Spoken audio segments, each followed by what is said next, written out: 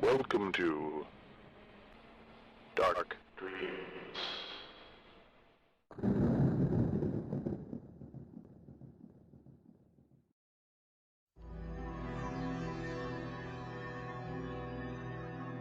The moon is full and it is dripping with blood. Now comes Blood Moon Rising magazine.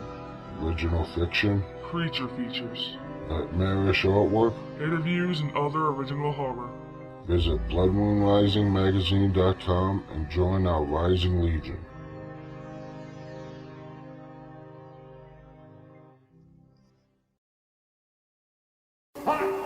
I say every house in America should have an electric chair. And every man just once in his life should sit in it, just so that he can feel the power of millions of gallons of electricity flow through his veins. I got an electric chair, that's all I need. You get an electric chair, Sheldon, you don't have to worry about the audience. You get an electric chair, you can tell them anything you want, as long as it's real. You get yourself an electric chair and they'll sit there all night long. Kind of a funny idea, sitting in an electric chair and doing a show. Well, think of the therapeutic value of an electric chair and all the money it is. Yes, sir. An electric chair in every home. The Electric Chair, a show about horror. ElectricChairShow.com. An electric chair. Wow. Happy Birthday by Rob Smales. Well, I said, I think that's it. David, I hope you had a happy No, Gerald interrupted. There's one more. I almost forgot it in all the excitement. Hang on, I'll go get it, okay? You just sit tight, champ. He got up from the table, ruffling David's silky hair as he passed behind our son's chair. I looked at Gerald, one eyebrow raised, but he avoided my eyes as he left the room. I itched to follow him, to ask about this present that was a surprise even to me. But David was a bundle of 5-year-old energy, bouncing in his seat, chanting, "Present! Present! Present!" So I stayed put. "Clear a space. Come on, clear a space." Gerald was back, carrying a large gift-wrapped cube with both hands. David saw the size of the box, and his eyes nearly popped from their sockets. He began swiping wildly at the presents already on the table, scattering action figures, a football, and new socks to the floor. I slid the rest of his hoard across the table, out of his reach, and Gerald placed the box right in front of our birthday boy. As he released the box, I saw something that had been hidden by his hands and arms as he carried it, and my heart sank. Air holes. "Gerald," I began, but got no further, as David yanked the lid from the box and began to shriek with excitement. "A puppy! Oh, Daddy, Mommy, a puppy! Yes, it's just what I wanted!" A quick dip with both hands, and David was sitting in his chair holding a squirming ball of fur that seemed to be all paws and tongue as it covered our son's laughing face with wet puppy kisses. While David was occupied, I shot Gerald a glare. "Oh, look, a puppy!" I said, through my frozen smile. Gerald stood behind David's chair, giving me a look that told me he knew he was in trouble, but was hoping it wouldn't last that long. "What's his name, Dad?" "Well, David," said Gerald, happy to have an excuse not to meet my gaze. "He's your puppy now. That means you get to name him." "Champ," said David promptly. "I'm going to call him Champ. That okay?" "Champ it is." "Awesome!" David slid from his chair, the wiggling Champ held in his arms like a baby. "Come on, Champ, I'll show you my room. You'll be sleeping on my bed." The little voice faded as David walked down the hall, and I rounded on Gerald. "I thought we agreed he was too young for a puppy." Gerald began collecting the presents from the floor, avoiding my gaze again. "No," he said. You agreed. I thought nothing of the sort. I had a dog when I was a boy, and that was a long time ago, I snapped, and a completely different situation. My own words were cut off by a terrible, high-pitched scream of pain coming from down the hall. The scream lasted all of a second and a half before it was cut off, but we were already moving by the time the silence returned to our son's bedroom. I was in the lead, but Gerald was right behind me as we practically flew down the hall. I burst into the little room, one thought crowding all others from my mind. David! David was sitting on the floor of his room, sobbing, blood covering his face. I scooped him into my arms, shushing him, stroking his hair.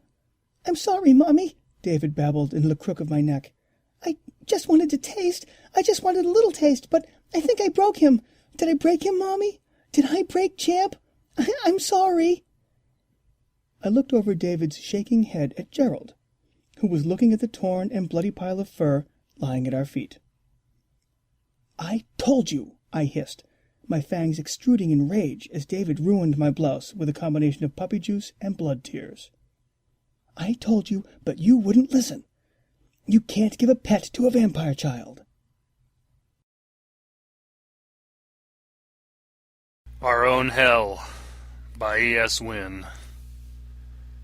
My name is 104, and I am a soldier, but I am also a mistake. The V11 series was a test batch, one of 12 product prototypes for Solomon Industries' Super Soldier program. Like 5 other batches, we were slated to be given female characteristics, each and every one of us cut from the same mold, all grown from the same vat-cultured tissue in the hopes that our genetic blueprint might yield the kind of soldier Solomon wanted, the perfect soldier, the perfect product. But there are always defects. The gene vat growth process is far from perfect. Each batch turns out at least one aberrant clone, one with physical deformities or with parts of the brain grossly atrophied. Some errors are more insidious, part of the clone's mind corrupted or maladjusted in such a way as to produce a psychopath, a poet, a invalid, or just as likely a genius. These aberrations in an otherwise perfect system are uniformly labeled as defects, and are purged before they come to term as a matter of practice. I am a defect. I was born male, but I was not purged.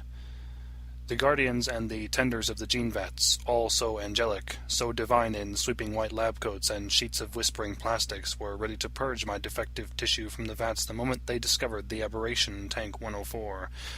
I was a defect, after all, an error in their grand calculation, or perhaps more accurately, nothing more than the expected embodiment of their very margin of acceptable error, something to be cleaned out of the filters by the interns at day's end. But the V11 series was special. He was our PGC, our primary genetic contributor, our father. He was like a god to us, the lab technicians and researchers employed by his company like angels and divine spirits, all bowing unquestionably to his rule as they watched over us, nurtured us, grew us. He was Ted Solomon, CEO, and his word was law. While defects in all other 11 vats were purged immediately and without question, as was standard procedure, Solomon had asked to be informed of any defects that appeared in the V11 series vats, and for the researchers to defer the final decision of whether or not to purge the affected tanks to him directly. Nobody questioned his reasons, they merely complied, and God continued to fund them. And so it went, even when he decided to let the aberration in Tank 104 come to term. Perhaps it was merely the fact that I was male, a clone of himself, save for a few genetic adjustments that made me more physically efficient and useful. Or perhaps I was saved for some other, more sentimental, more human reason. I have never asked. One does not question the motives of God. In the end, I became the control for the group, the leader, the go-between, and the monitor. I was one of the V11 series units, a part of our vat-grown brethren, but I was also different, an outsider. I alone was closest to Father, for he had taken a liking to me during my developmental stages, or perhaps it merely seemed that way. Perhaps I was merely kept close, watched, and seen as the unpredictable aberration that acted far too predictably. While I was conditioned for a more sedentary leader role, my sisters, all 127 of them, received the most extensive physical training of the 12 groups in the Super Soldier program. At age 7, the live combat training sessions began. We lost 12 of our number in the first year. But the losses dropped off sharply after that. My sisters learned to be swift, deadly, to control their pain and ignore all but the most grievous injuries. At age 10, my sisters were given their first real mission against a smaller corporation, and they performed admirably. I led the assault, and we functioned united, like cogs in a giant and well-oiled machine. 3 more missions, and we became a nearly unstoppable juggernaut, 83 units strong. Until 79 began to manifest complex and deeply buried personality aberrations. As a leader of the V11 series units, I should have seen it coming. Perhaps the simple fact that I had been defective and yet had not been purged from the system had made me soft and sentimental. But then, it had started rather simply, rather innocently. It began with music. 79 was the only V11 unit that would hum to herself. The tunes were nameless, basic, and meandering things, nothing solid or repeatable. Most often it happened when she was concentrating, when her mind had transcended her body temporarily in an almost meditative state of trance, sort of like a musical resonance left in the wake of higher thought function. But the symptoms progressed, and by the time I began to question my laxity in requesting her termination, the unthinkable had happened. B-Lab had been experimenting with extra-dimensional technology at the time. N-space compression, compression of physical matter into theoretical space, spacefold regression. It was also very basic and elementary in those days. Nanomachines pushed through dimensional barriers in the week-long attempts to retrieve them, but the acquisition of Minerva Industries changed all that. Minerva had been working on a gateway. The original prototype was unstable, opening rifts to worlds and locales unlike anything humanity had ever seen before. Solomon's researchers improved the system, made it more reliable, and 79, who had been assisting them with menial tasks and the occasional calculation, became obsessed with it. "Hell is real," she told me once. "I have seen it." Her expression had been disturbingly serious, eyes lit with an eager, almost excited glow, the visage of a twisted altar boy whose eyes had crossed the pages of Revelations one too many times, and who had seen the face of the Antichrist in every politician and president across the family holoscreen during the 8 o'clock news. Except 79 didn't read, didn't have access to a holoscreen, had never been exposed to the media of the outside world, and above all, certainly wasn't religious. None of us were. The only God we needed was our father in office, Solomon. At the time I had tried to brush her comment off, but it bothered me and kept me from sleeping soundly that night. I remember tracing the numbers tattooed into my palm for hours, knowing that in the morning I would be forced to do my duty as leader of the V11 series units and report her aberrant behavior to the researchers in charge of the VATS, and therefore ultimately to our father. And then 79 would die. Another one of our brethren would perish senselessly. I hated knowing that it would be my decision that would ultimately kill her as well, but hate is a human emotion, so I pushed it aside. 79 would be terminated and cast down into the pits, reconstituted into something useful by busy nanomachines. It was the way of things. I would say my last goodbyes to her in the morning, and that would be that. Vat-grown soldiers have no regrets. Except there was another problem in the grand calculation. 79 wasn't in the V11 series barracks when I awoke. And somehow I knew exactly where she would be. B-Lab was sealed for the weekend, locked up tight and powered down, with a sheet draped over the gateway. It looked as though the sanctity of the room had been preserved by the researchers, as if the seals of the place had been left untouched, but I was the leader of the V11 series units, and I knew how to spot 79's work. She'd gone through the gateway. There was no question about it. She'd gone somewhere, and my gut seemed to know exactly where that was. She'd gone to the place she'd called Hell. It took me 5 minutes and 37 seconds to power up the gateway and reorient the controls to follow the specific coordinate equation that would open an extra-dimensional rift to the last known destination, the last place it had been set to. If I had been human, I would have been praying that I'd find 79 on the other side. On the other side, in the place she'd called Hell. And it was Hell. 79! I called to her, stumbling through the scorching ash, the crimson mists lingering in the acrid air, blistering my skin, singeing my clothing, searing my already cracking throat. But it wasn't hot. There were no flames in this incarnation of hell. Everything was cruel and scarlet. Frozen acids that ate at the skin, screamed in the sinuses, tortured the lungs, and scourged the tender flesh of the eyes into dark and swollen orbs like bloodshot squid. And then the malignant haze parted, and I saw her. 79! I managed, choking on the unbreathable air. What are you doing out here? 104, she turned, coughed. I wish to self-terminate. Terminate? I stepped toward her. For what cause? She smiled, and it was an alien thing, so soft and so compassionate. so unlike the bare approximations of human smiles that chanced to cross our faces on rare occasions. "Solomon has cut all funding to the Super Soldier Project, 104. The pause was deafening. She turned away again in the awkward moment of silence, letting her blind, bloated eyes drift to the smooth undersides of red and frozen clouds, skirting the atmosphere like massive Roman chariots. "One of the researchers in B-Lab informed me yesterday." I looked away. It was such an utterly human response, but I couldn't help it. I had to. I couldn't bear to watch my sister's back in the final few moments before my own eyes were likely to fail me. Every moment there was a torturous one, every blink agony. I felt it, even though the pain receptors in my brain had long since gone silent, all but numb to the sensation of my eyes melting steadily into the merciless air. "He's decided to move beyond vat-grown biologicals," 79 continued. "Cirrus has a new project, one that already surpasses us and likely the next several generations of vat-growns as well." I swallowed. We all knew who Cirrus was, Dr. Cirrus Oslo Wingates, chief researcher and genius behind every new biotechnological innovation to come out of Solomon Industries since its formation 3.5 years ago. If Solomon were to be likened to God, then Cirrus was his Holy Ghost, or perhaps something somehow greater, something lurking behind the scenes that gave Solomon his greatest powers. It was a relationship uncannily like that shared by the Beast of Revelations and the dragon that was destined to make him powerful. For a moment, the transition of our Father from God to Antichrist didn't seem far-fetched, but it was another human indulgence, I reminded myself. 79 was speaking again. "You know what they will do to us." "I know." I didn't want to hear it, almost felt that if the fact was left unspoken it might somehow be forgotten by fate and not come to pass.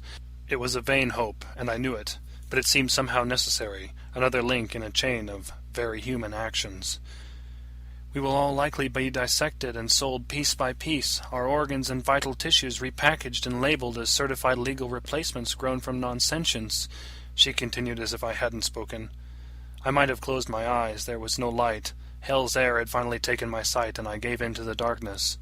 "Those not dissected will probably end up in the underground flesh markets. There is a market for vat-grown clones like us, people with a—" she struggled with the concept, "a taste for perfect children. And the luckiest of our number will be euthanized immediately and sent back to the vats for reprocessing into something more useful," I added quickly. It was so human, the way despair crept up on me and sunk its wicked talons into my heart, the way I let it grip me, move in on me, and paralyze me utterly. What was left to do? Lead a rebellion? Command V11 in a battle against corporate forces in an attempt to gain some illusion of freedom? The world beyond the walls of the complex where we had been grown and raised, the world that cowered beneath the sharp financial claws of Solomon Industries. It was not our world. It wouldn't have us, wouldn't accept us, except as slaves. For V11 there was no future, so I took the one option left to me and embraced it wholly, my heart hard with resolve. I reached out and clasped 79's hand. I squeezed it gently, and ever so gently she squeezed back.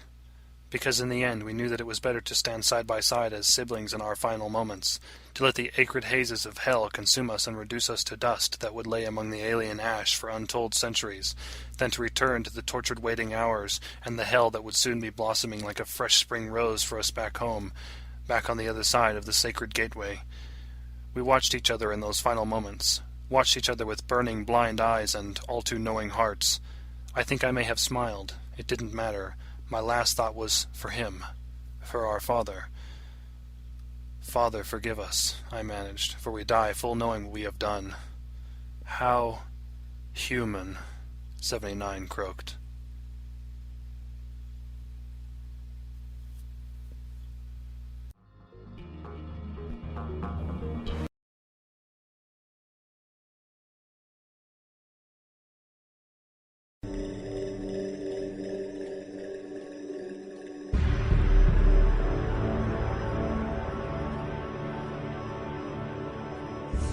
Horrified Press. horrifiedpress.wordpress.com.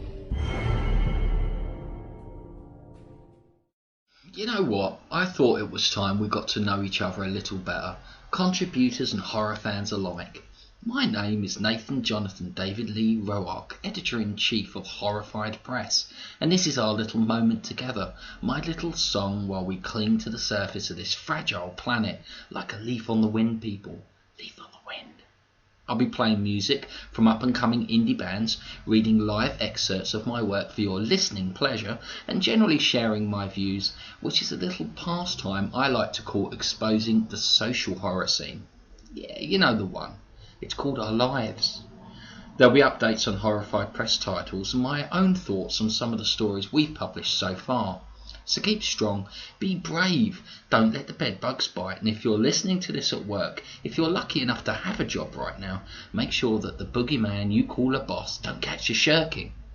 A little music now, I think, then on with the show as I attempt to tonsil you to death with dark dealings and demure denizens from the pages of my own imaginings concerning blackest, darkest hell.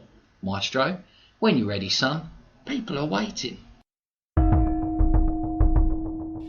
Is there any way you can begin to understand the depth of your irresponsibility toward your children, toward the state, not to mention toward yourself? You sicken me. I'm sorry.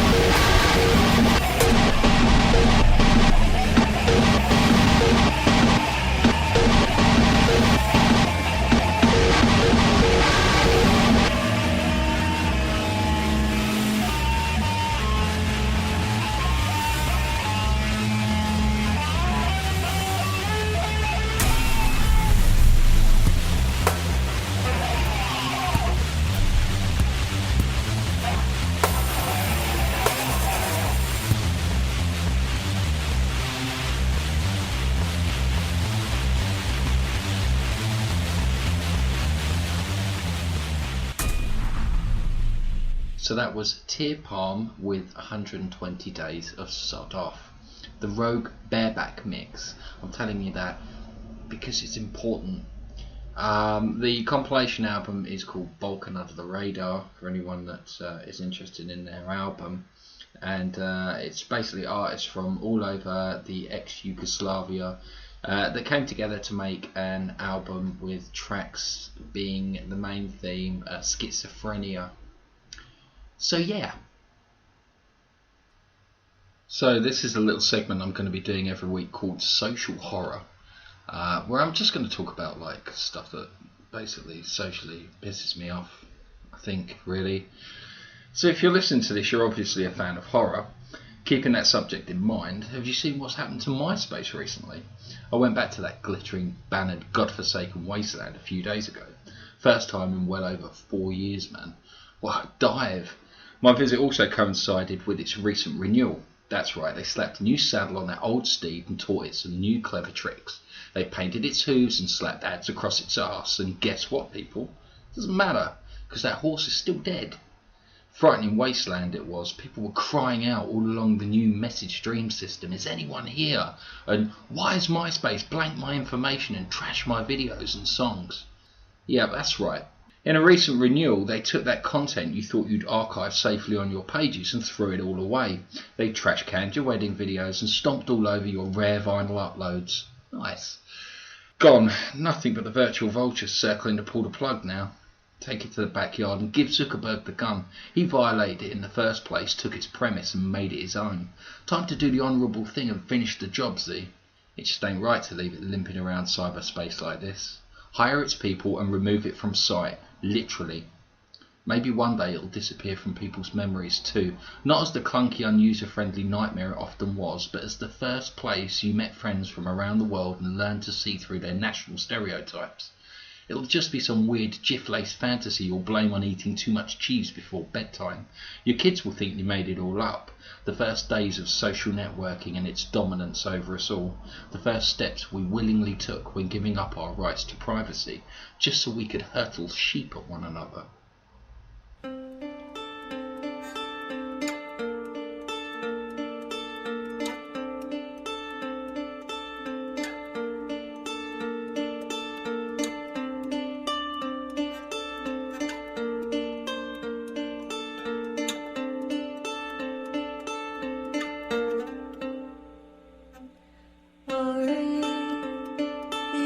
Frenchman, you're a German,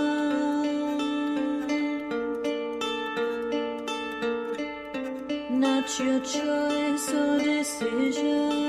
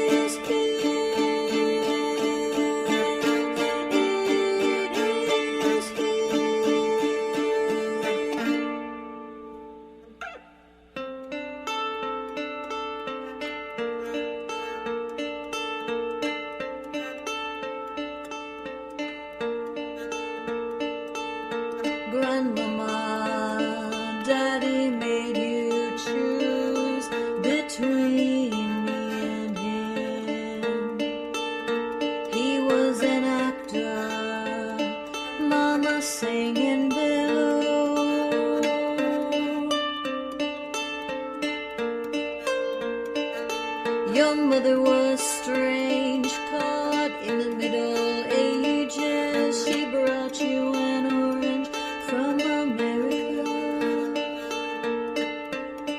Then when you got older, she brought you potent poison. A pumpkin, a blonde, an only child, a little boy, lost between countries, lost between parents. I can't know your pain, but I too am an only child, and I too love your mother. Ori, Ori, are you ready? Ready, it is coming. It is here. Ori, Ori, are you ready? Already, it is coming.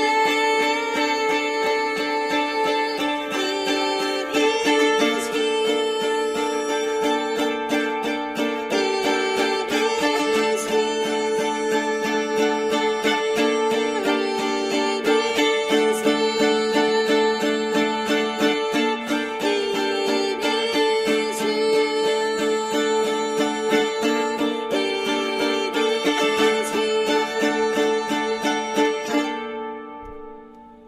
When it got too bad, she sang.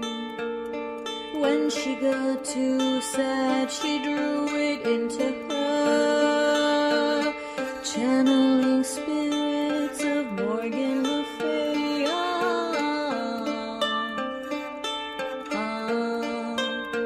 A European stuck in New York, surrounded with weirdness.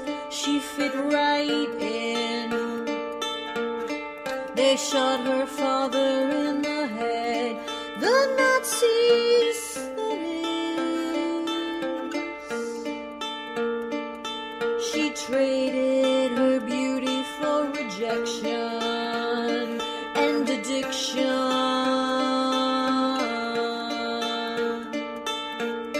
Tiring of all the staring faces, but they kept staring, just in a different way. Ori,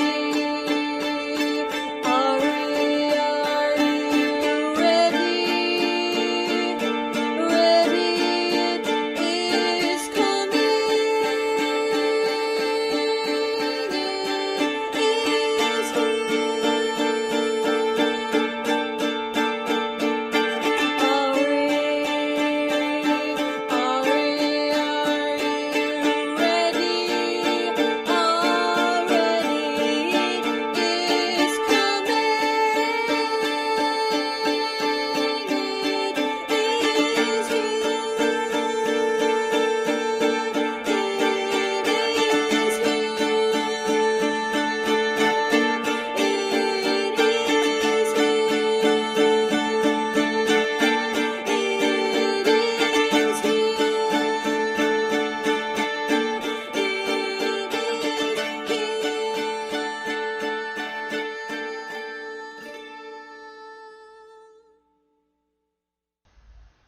So that was Ajda the Turkish Queen with Ari. I've noticed recently that more gambling sites have come into being. Their names don't even reflect what they're doing anymore. You can call one of these things anything. I'm thinking of starting one. I'm going to call it totalmug.com. I'm going to give each new applicant a free mug when they sign up, with the company logo on the side, while I secretly snigger in the corner as to the irony of said chosen name. I think I'll offer £50 worth of free bets when people sign up for the service. That way I'll get people gambling and get them hooked. like a fisherman dangles a rod with some tasty bait attached and reels in the hungry fish. If I backhand the government a few pennies, they can work on keeping people poor. If they can put people close enough to the poverty line without them falling over the edge, it'll mean more punters for me. People will take risks, and then I can pay my insider, backbench MP, even more money for helping me to grow my business by said means. Let's see now. Some groups will complain that I'm abusing the desperate and the needy. A 10% share of profits invested into a gambling addict's clinic should take the heat off me. It'll also allow me to play the responsibility card when called to account. It might even help me to sleep better beneath my designer sheets. Yeah, 10% conscience tax, we'll call it. I think that's the whole business plan sorted then. I just need to set up the website and advertise it.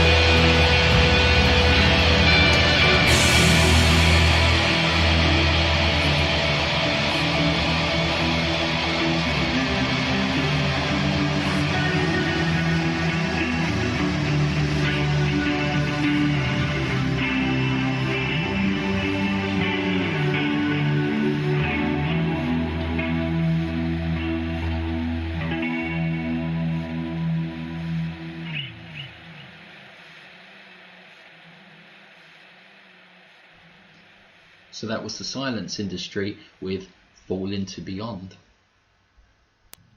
So, business plan number 2 now. From the profits I'll make from my bingo gambling website and apps, totalmug.com, I'll take that money and invest it in a loan providing company. I'll offer small loans at first, based on assets. Here we go then. Car logbook loans? Simple really. I get the punter to gamble one of their most valuable possessions for a few £100s towards the end of the month. Corporate business are on my side for this one. They hold the hard-earned money average Joe makes for a whole month to gain lots of lovely interest before they release it to them. They work it like a second tax to hit the minimum earner. What I'll do is display an ad right at the end of the month, from about the 26th. The desperate or recently unemployed will see it as a temporary solution to their problems, a quick fix. It'll buy them time at least, right? Nah, it'll put them in debt and me an Uber profit. Similar game to before, but disguised as a helpful tool. Nice. Plus I can blame the customer for the debt they get into with me when they don't pay it back to me on time, despite the fact I'm charging 2,000% interest. I'll say that they're the irresponsible ones. Genius. I can grow this business quite quickly and sell off the cars reasonably fast and at a healthy profit. I'll set something up with some used car dealers before the site goes live. Now I can expand into business idea number 3. Now bear in mind I'm not going to do any of this. This is for anyone out there who moans about being poor. You'll follow the roadmap I'm outlining, then you'll be rich and powerful in no time at all. It does mean you'll need to have personality bypass surgery to kill that pesky conscience us humans are cursed with. You may also end up having to chug a fair amount of satanic semen too. Anyways, let's get part 3 underway. So we've milked the poor through our bingo and gambling websites and apps under the heading totalmug.com. Then we've invested that money into a shell company that purports to offer a service, when in fact it drains its clients of any additional income they may be able to save. Now don't forget, we still have our backbench politicians involved in the show. They're keeping people poor, yet solving enough to slowly boost my income through my 2 businesses. The government have also employed the media to scare the country into thinking that, despite how bad it is here, we have it best. This will ensure they receive the necessary votes and can stay in office to continue our little charade. Step 3 is simple. We invest the money from the first 2 businesses into a new web-based company we'll call, for argument's sake, I'llBuyYourHouse.com. It does what it says on the tin and again relies on the current economic situation bolstered by the government. What we do is buy houses from people who are unable to sell them because of the financial crisis. We buy them at a lower market value than they are currently valued and save our public image with a slogan such as, "We can help you unlock your biggest investment and sell your house in just 1 week." Again, rod and bait. The rod is the service, the bait, all that lovely money the ex-homeowner will receive to repay their government-enforced debts. Government does well, plus they receive a sales tax, and I do well. We'll sell these homes for 10 times the amount we bought them for over the next few years. I also rent these homes out while I wait for the market to improve around election time. This plan, as you can see, means I have to splash out a wad of cash. However, with the right letting agent in my pocket, I'll be solvent again through the rental market in no time. The bulk of my money is now tied up in property. As I'm such a big player now, my contacts in Westminster will help me to reduce my tax bill. As I'm regarded as a big somebody, I'll be able to purchase a rather nice degree and take my place in Parliament myself as a backbench MP. This will allow me to propose bills that will aid me financially, that my backbench crony friends will be more than happy to agree to for a fee. Now I'm rich in property and powerful. I'm a politician with a degree. That's about it for becoming rich and successful. Any questions, just give me a bell. One final thought. As your wealth increases, you may be invited to join a secret organisation. Maybe certain trusted, powerful contacts you will now gather on the social scene may want you for their new world order. But that's a plan for another day. Okay, so I'm done putting the world to rights for this week.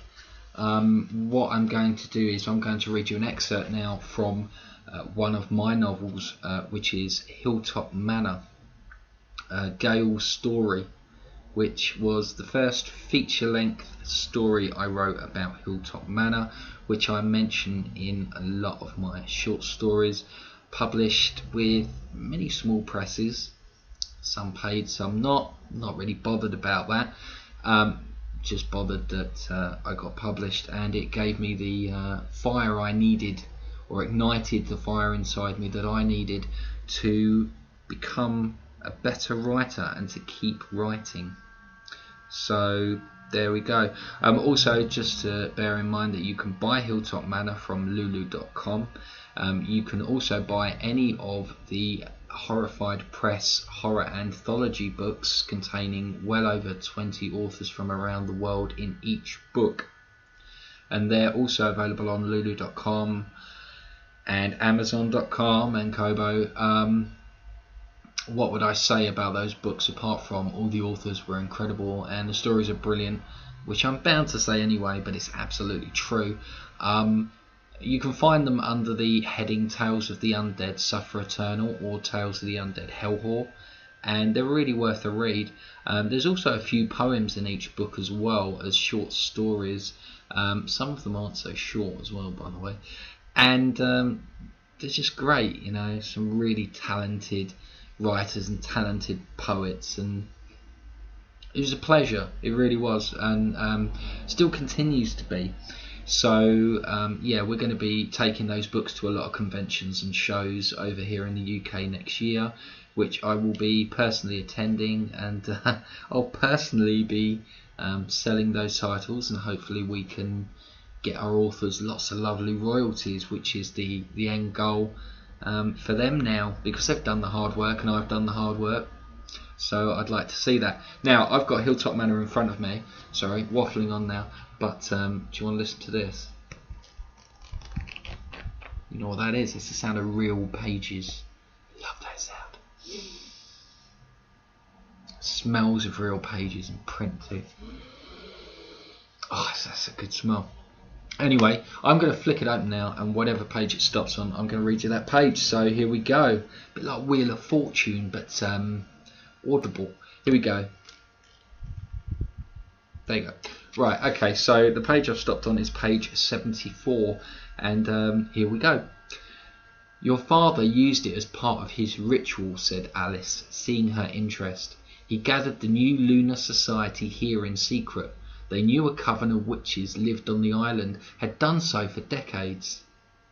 Were they born here? Gale asked. I thought that no one stayed for more than a few years at a time.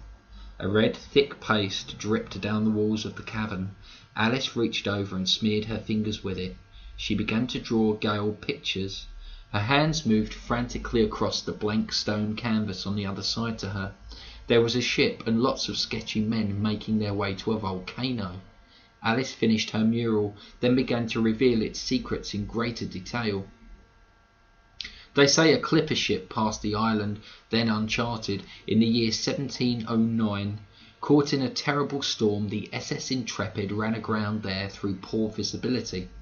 The ship's complement was well over 50 able-bodied crewmen. Within a week, they were whittled down to less than 20. Apart from the fishing and a sparse supply of coconuts, they were forced into terrible barbarism against one another in order to satisfy their insatiable hunger. Feasting on those who met their demise at the hands of ill-meaning friends, the captain of the vessel, an English naval officer named Richard Winters, abruptly called an end to their bloody banquet.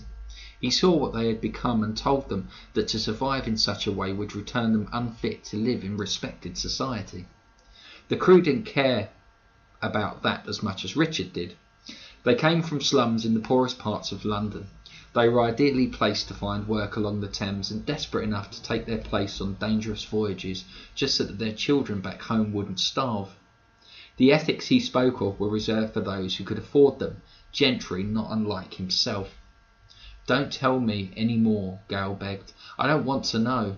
But I thought you had a thirst for knowledge, or is it that hunger for something else, something undisclosed we have yet to discover, that troubles you, eh?"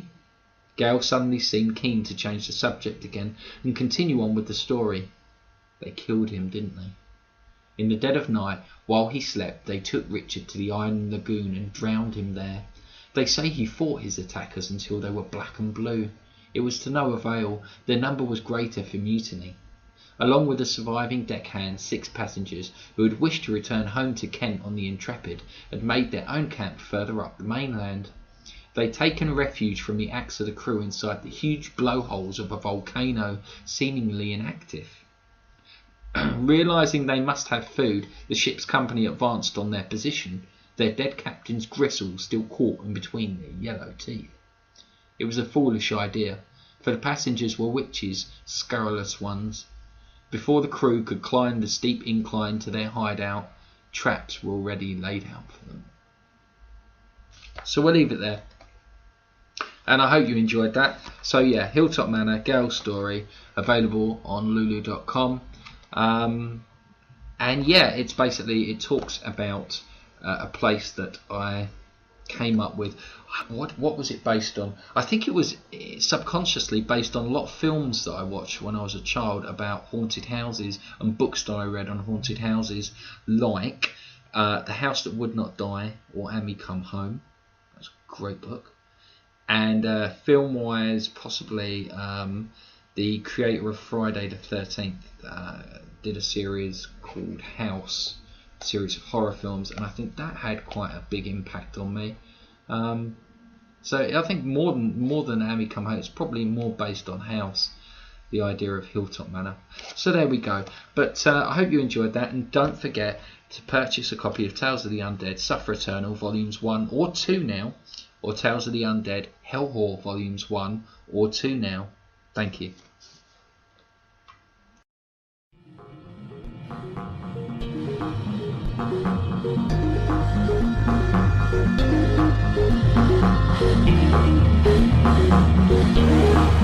Thank you.